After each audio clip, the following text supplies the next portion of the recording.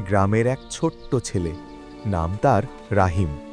ছোট্ট একটা কাঁচা ঘরে তার বসবাস, চারদিকে সবুজ মাঠ আর শান্ত পরিবেশ। রাহিমের পরিবার খুবই গরিব।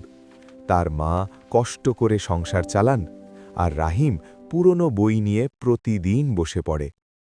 কিন্তু দারিদ্র্য তাকে থামাতে পারেনি। রাহিমের ছিল একটা বড় স্বপ্ন, সে একদিন বড় মানুষ হবে। প্রতিদিন খালি পায়ে মাটির রাস্তা ধরে সে স্কুলে যেত। রোদ বৃষ্টি কিছুই তাকে আটকাতে পারত না। দিনে সে পরিবারকে সাহায্য করত, আর রাতে কেরোসিন বাতির আলোয় পড়াশোনা করত। অনেক কষ্ট, অনেক সংগ্রাম। কখনো খাবার ছিল না, কখনো বই কেনার টাকা ছিল না। তবুও রাহিম হার মানেনি। অবশেষে এলো পরীক্ষার দিন। সব কষ্ট ভুলে সে মন দিয়ে পরীক্ষা দিল। কয়েকদিন পর ফলাফল বের হলো। রাহিম পুরো স্কুলে প্রথম হয়েছে। গ্রামের সবাই অবাক, তার মা খুশিতে কেঁদে ফেললেন। কিছু বছর পর রাহিম সত্যিই বড় মানুষ হয়ে গেল।